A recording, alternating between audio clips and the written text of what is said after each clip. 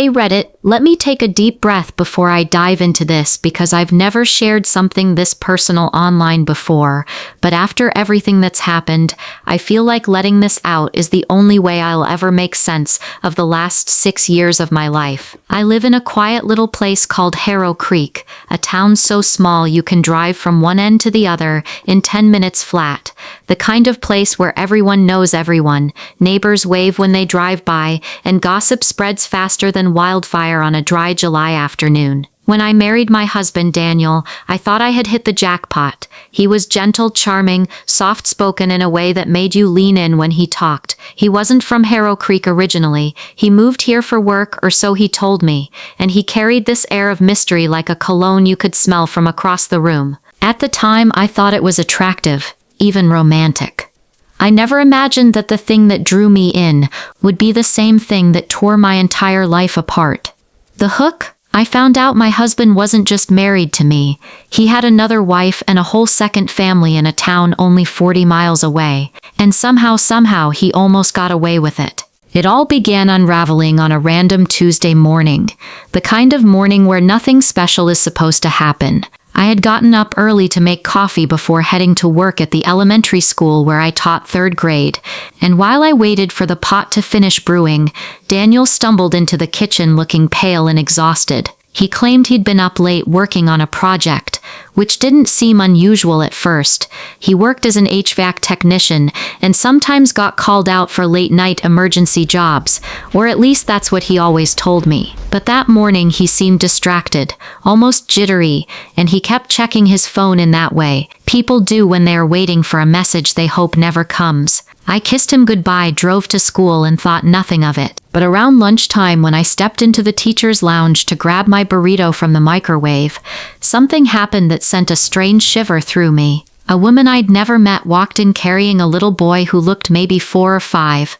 The kid had the same dark curls Daniel had, the same dimpled smile, the same soft round nose.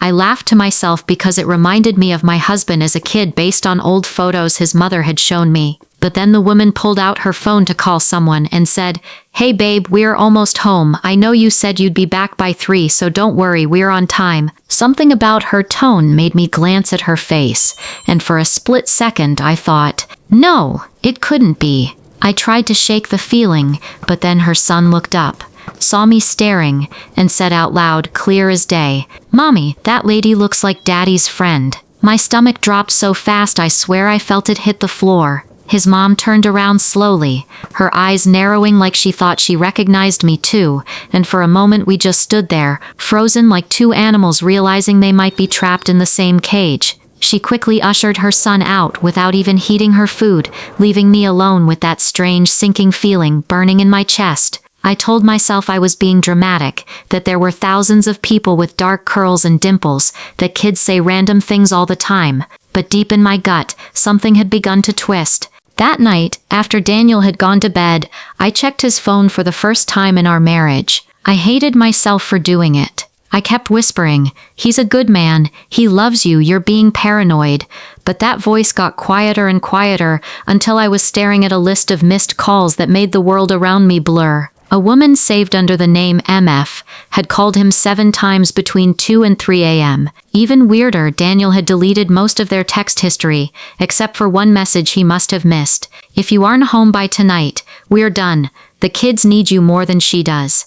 I could feel my pulse hammering in my neck as I scrolled through his calendar app and found an entry for the next day labeled family night. Not work, not an emergency job, not dinner with client. No, family night. And it wasn't scheduled at our address, it was pinned to somewhere called Elkhart Ridge, a town I knew existed, but had never been to. My hands were shaking so badly, I almost dropped the phone. I didn't sleep a minute that night. The next morning, I didn't confront him.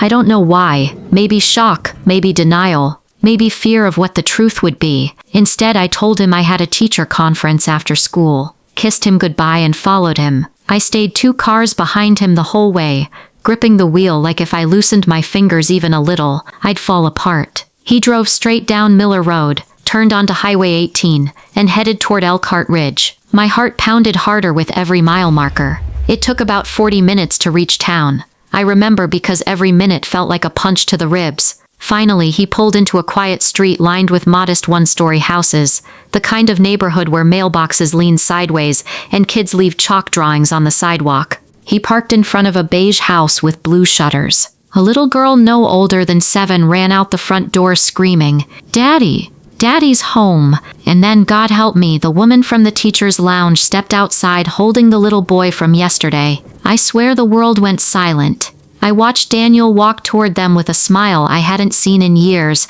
the kind of warm, genuine, overflowing with joy smile he used to give me when we first got married. He lifted the little girl into his arms, kissed the woman on the cheek, and said, "Sorry I'm late, babe."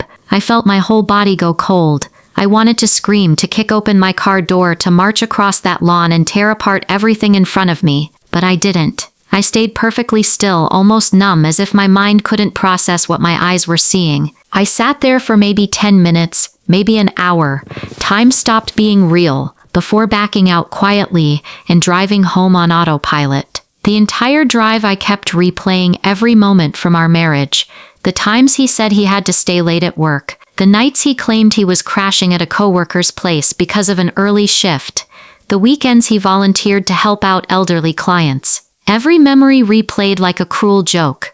I felt stupid, humiliated, betrayed in a way words couldn't capture. The man I loved wasn't just unfaithful, he was living a whole second life. When he got home late that night, smelling of the same scent the woman wore in the lounge, I confronted him. It wasn't dramatic. It wasn't cinematic. I simply asked, "Who is she?" and watched his face crumble. He didn't deny it. He didn't lie. He didn't even try to talk his way out of it. He just sank onto the couch like his bones had turned to liquid and whispered, "I was going to tell you." But he wasn't. If I hadn't followed him, he would have kept both lives going forever. His explanation was a mess of excuses. He claimed he had met the other woman, Emily, years before we married, that their relationship fizzled, that he didn't know she was pregnant until after our wedding, that he panicked, that he wanted to do right by both families, that he never meant to hurt anyone. The problem was, buried in all his rambling, were details that didn't line up. The timeline was wrong, the dates were wrong, and when I pressed him, he finally admitted the truth. He had married her first. I wasn't his wife. I was his second wife. I was the secret family. I kicked him out that night. I didn't scream. I didn't throw anything. I just told him calmly, "If you don't leave, I'll call the sheriff." He left. But the fallout was an entirely different beast. Small towns eat drama for breakfast. Within 48 hours, everyone in Harrow Creek knew. By the end of the week, my classroom parents were whispering about me. By the next Monday, the school board suggested I take personal leave until the situation settles, which was just their polite way of saying they didn't want the scandal distracting parents. My world collapsed in slow motion. Even my friends didn't know what to say. Some quietly took my side. Others avoided me because they didn't want to get dragged into the mess. And Daniel, he tried to fix things, showed up at my mom's house, left letters on my doorstep, sent flowers I threw directly into the trash. But the thing that broke me the most wasn't the betrayal. It was learning later that he had been juggling us for almost 3 years longer than I realized. He had birthdays with them, holidays with us, promises to them, promises to me. He lived 2 lives so effortlessly that even now, sometimes I still lie awake, wondering who the real Daniel even was. The divorce is still in progress, messy and painful, and full of secrets he never expected to be dragged into daylight. Emily reached out to me eventually, apologizing through tears. Turns out she thought I was the mistress. We both cried for an hour on the phone. 2 women who loved the same liar. 2 women who built homes on the same rotten foundation. I don't know what will happen next. Maybe I'll leave Harrow Creek. Maybe I'll stay. But what I do know is this: I will never again ignore my gut. I will never again trust someone's mystery when what they really mean is hidden. And I will never again let someone love me in the dark. If you like these stories, please like and subscribe for more.